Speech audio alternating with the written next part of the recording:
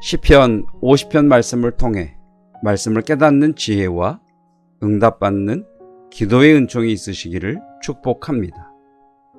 하나님과 이스라엘의 관계는 언약 관계입니다. 5절입니다. 이르시되 나의 성도들을 내 앞에 모으라. 그들은 나의 성도들은 제사로 나와 언약한 이들이니라 하시도다. 여기서 말하는 언약 관계란 결혼 서약을 의미합니다. 호세아 2장 19절 20절에서는 하나님께서 이스라엘에게 장가 들으셨다라고 말씀하십니다. 내가 내게 장가 들어 영원히 살되 공의와 정의와 은총과 긍휼히 여김으로 내게 장가 들며 진실함으로 내게 장가 들리니 내가 여호와를 알리라. 유대인들은 결혼 서약을 할 때 신랑과 신부가 각자 서약서를 준비합니다. 서약서를 쓸 때 여러 가지가 있겠지만 가장 기본이 되는 것은 신랑은 신부에게 두 가지를 반드시 약속해야 합니다. 공급과 보호입니다. 신랑은 신부를 위해 재물을 공급해 주어야 합니다. 공급에 대한 서약은 부부가 헤어졌다고 해도 계속 되어야 하는 서약입니다. 신랑이 신부에게 하는 두 가지 서약 중 또 다른 하나는 보호입니다. 공급과 보호. 신부는 사랑과 순종을 서약합니다. 남편을 사랑하고 남편을 따르겠다는 서약입니다. 하나님은 결혼서약, 언약 관계를 통해서 하나님은 우리의 필요를 공급하시는 하나님, 하나님은 우리를 보호하시는 목자 되신 하나님이 되셨습니다. 하나님은 공급과 보호하심으로 지금도 언약에 신실하신 하나님이십니다. 그런데 신부의 모습이 제각각입니다. 신부로서의 사랑과 순종의 서약을 신실하게 지켜나가는 성도도 있고, 신부로서의 서약, 사랑과 순종의 서약을 잊어버리고 살아가는 성도도 있습니다. 사랑하는 성도 여러분, 저와 여러분들은 어떤 신부에 속할까요? 시편 50편에서 하나님은 판결하시기 위해 임하십니다.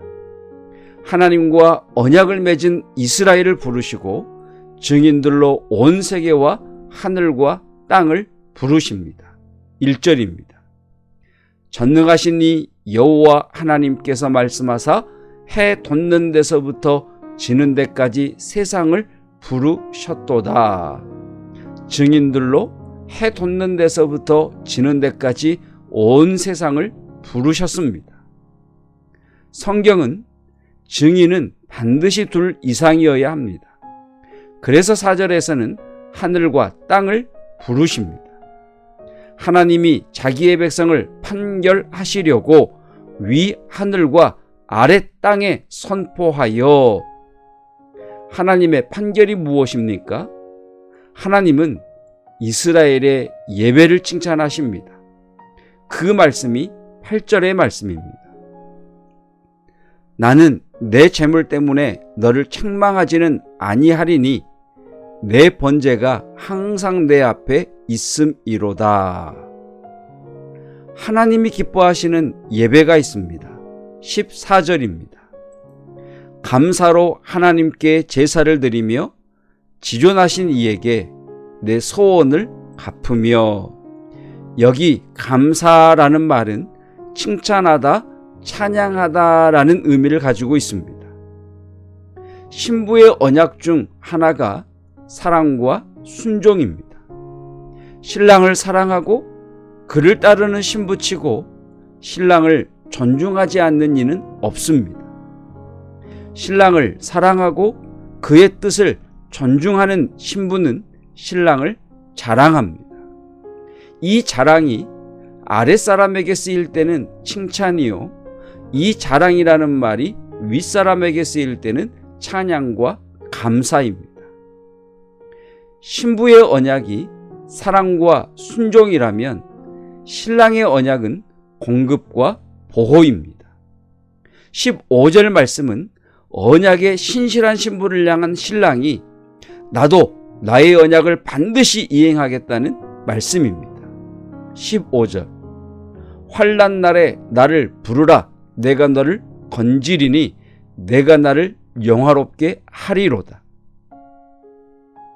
사랑하는 성도 여러분, 하나님을 사랑하고 하나님을 따르는 성도치고 하나님을 존중하지 않는 이는 없습니다.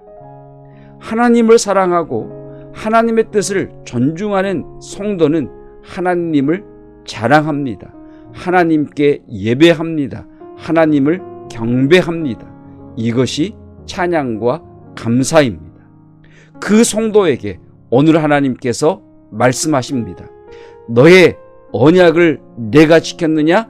나는 나의 언약을 너에게 베풀 터인데 환난 날에 나를 부르라 내가 너를 건지리니 내가 나를 영화롭게 하리로다.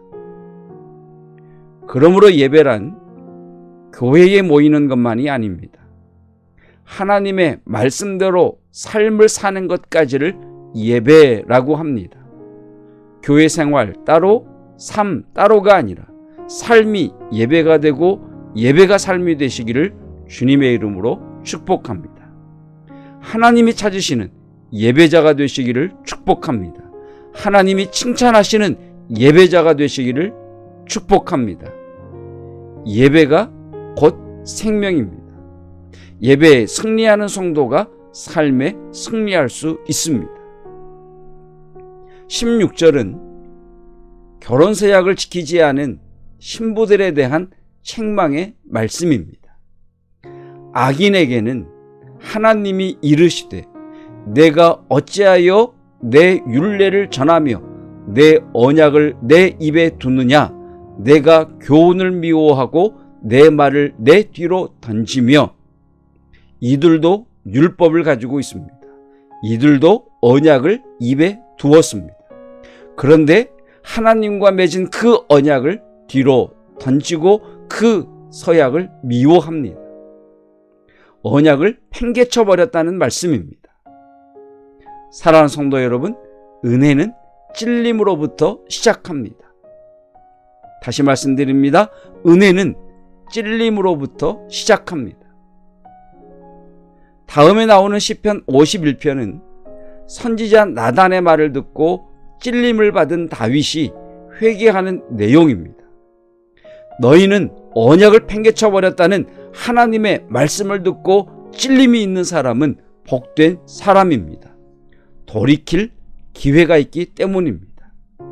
찔림도 없고 돌이킴도 없는 신부에 대한 심판의 말씀이 22절입니다. 하나님을 잊어버린 너희여 이제 이를 생각하라. 그렇지 아니하면 내가 너희를 찢으리니 건질 자 없으리라. 그러나 찔림을 받고 돌이키는 자에게 주시는 하나님의 축복이 14절의 복과 동일합니다. 23절입니다. 감사로 제사를 드리는 자가 나를 영화롭게 하나니 그의 행위를 옳게 하는 자에게 내가 하나님의 구원을 보이리라.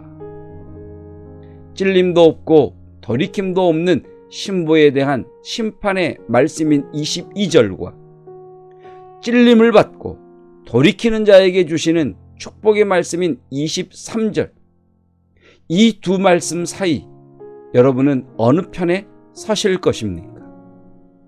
우리는 모두 23절에 서기를 축복합니다. 오늘도 감사를 잃어버리지 않는 예배하는 성도 되시기를 주님의 이름으로 축복합니다. 기도하겠습니다.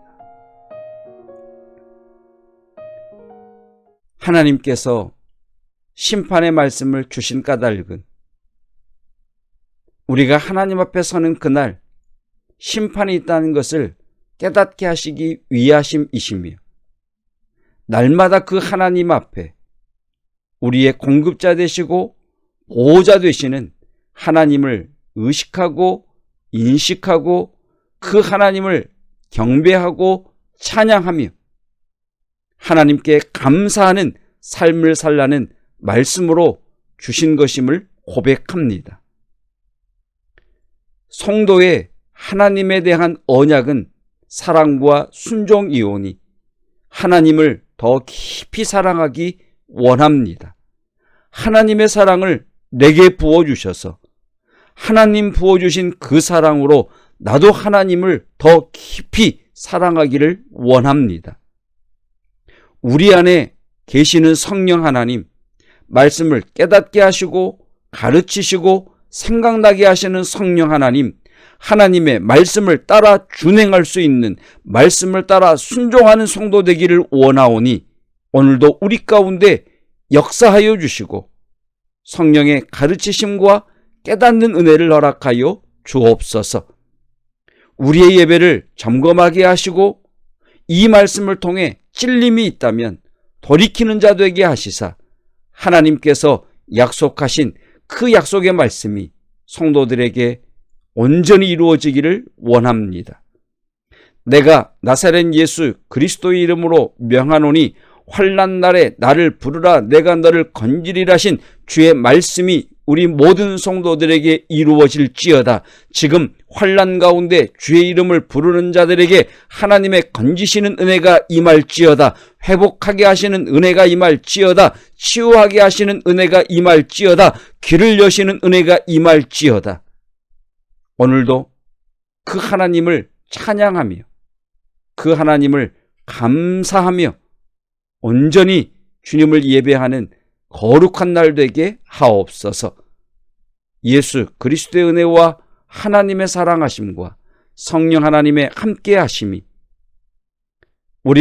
우리에게 모든 것을 공급하시고 보호하시는 신실하신 하나님의 언약 이행에 합한 자로 사랑과 순종으로 주를 따르기 원하는 성도들 위해 영원토록 함께하시기를 축원하옵나이다. 아멘.